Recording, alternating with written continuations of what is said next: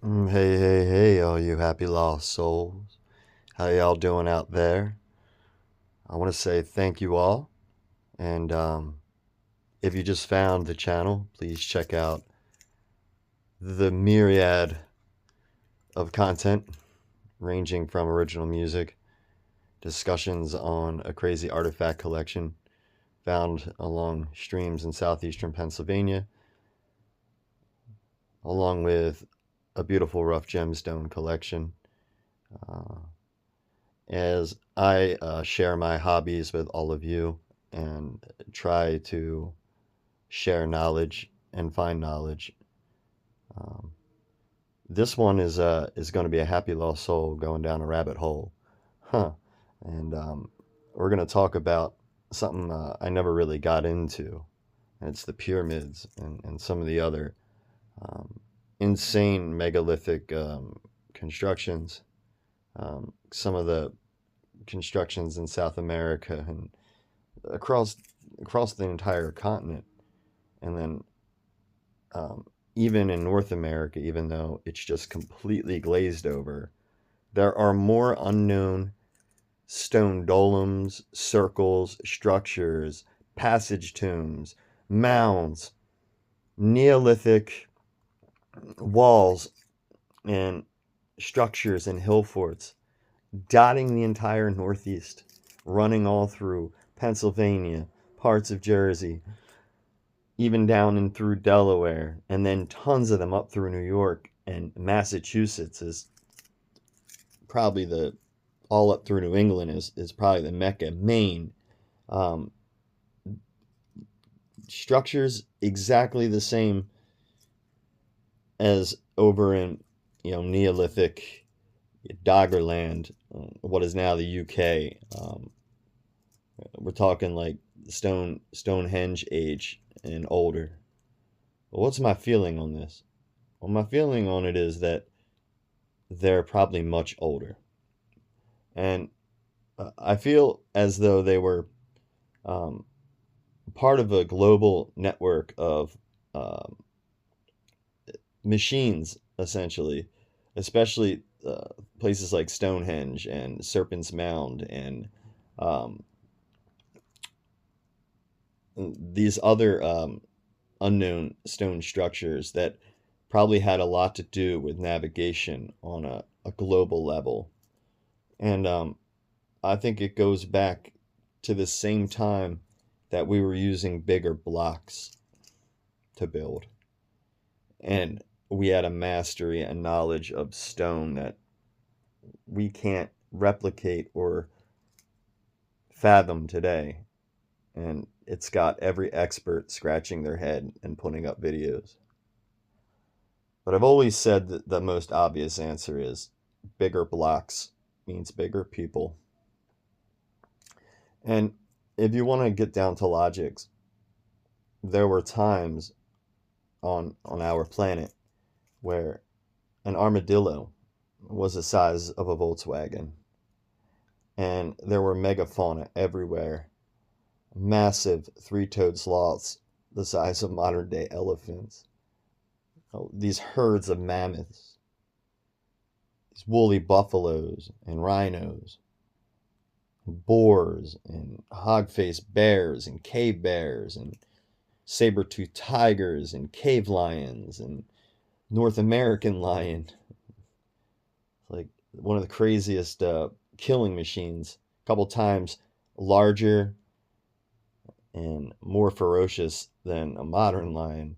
I think like 5 times larger, something like that. It's not my wheelhouse, paleontology.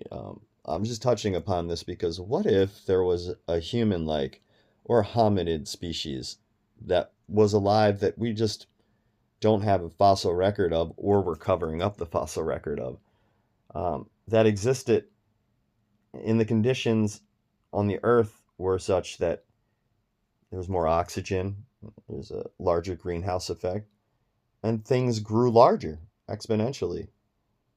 Like Titanoboa, like that massive snake, like several school buses long. So I mean, look at the predators in the ocean. There's probably still massive ass things in the ocean that we have little clue over. But, the ocean freaks me out, but I digress.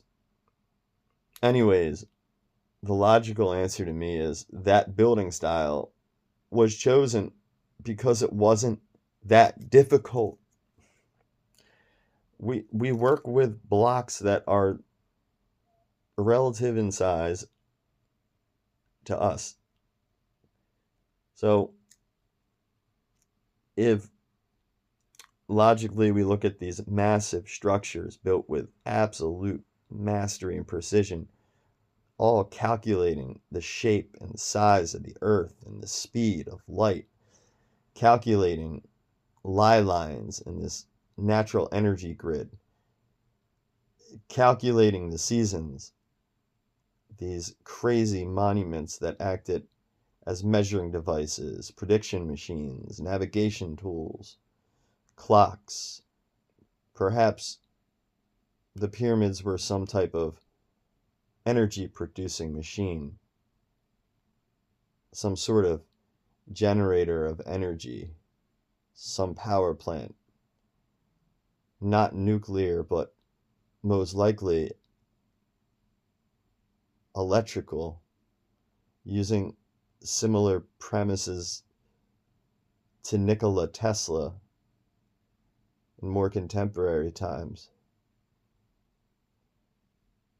with his Tesla coils and how he used limestone aquifers and water that ran beneath, using the Earth's energy and the lie lines to produce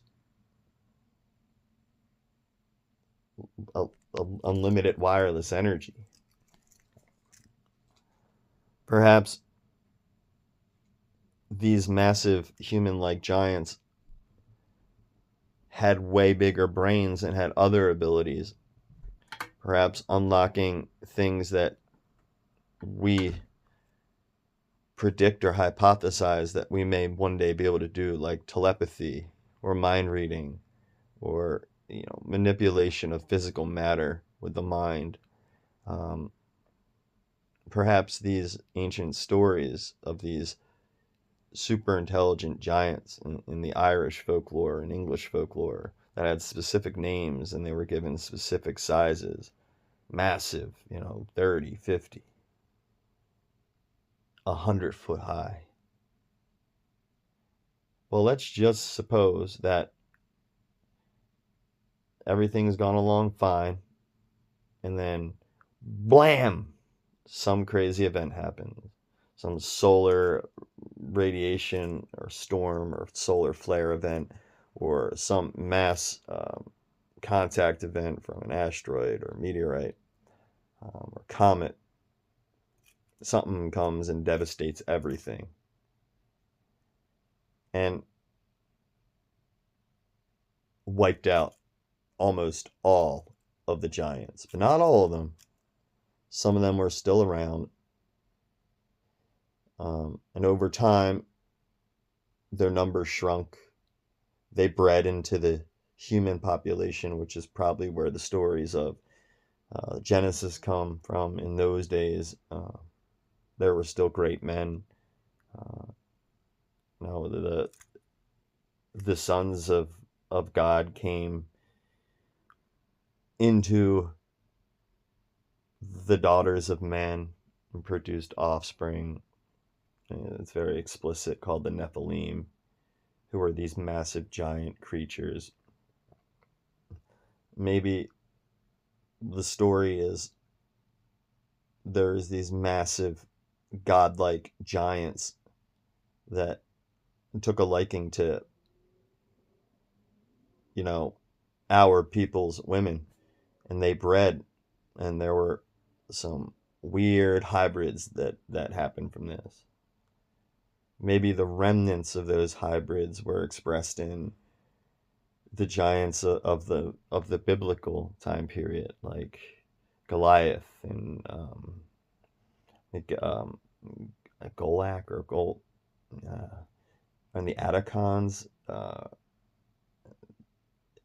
I believe I might not be right. This is all off the top of my head, like most of my stuff. So Um, like I said, this is just meant as a discussion to open the mind so you can further research things. Not every fact or every pronunciation is exactly alike, but I'm pretty sure it'll get you to where you need to go. We all got AI, we all got Google.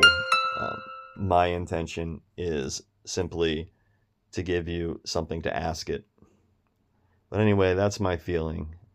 I feel that these big people, like giants, that were around because everything was bigger during these time periods, these maximus, these global time periods where conditions are perfect to make life growth accelerate, and you get this megafauna. If there was an intelligent hominid like species alive during that same time period, and why shouldn't there be? They would have been giant too.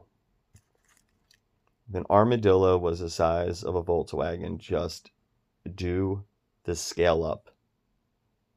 We're like already, I don't know, 15, 25 times bigger than an armadillo. So think about how big a human-like creature would be then if there was one around. I think these monuments are way older, and I think they bear the scars of um, some catastrophic event that caused flooding all over, that, like the stories say, got rid of these big giants. And you can't also scrape past all of the giants found in North America around these mound sites and these unknown rock-like structures that they just sweep under the rug. There is more stone work. I think about 15 times more stone structures along the east coast of North America that are unknown and unaccounted for than in Egypt. There is enough unknown megalithic stone work on the northeast coast of the United States that's never talked about, enough where you could go to the moon and back. It would have taken thousands of men, hundreds, thousands of hours of labor to do all of this. But North America is just like, North American archaeology is just like, oh, they're just root sellers from the colonials. No, they're not. No, they're not. Go compare them to structures found around the world. This is the remnants of a pre-flood civilization that was globally um, spread out and had a global system of energy, a transport, and we're only beginning to understand it. But the moral of this whole discussion is bigger blocks means bigger people. Peace, love, please subscribe. And remember, if you're lost, stay happy, because it's in those moments that you find your true self. Peace.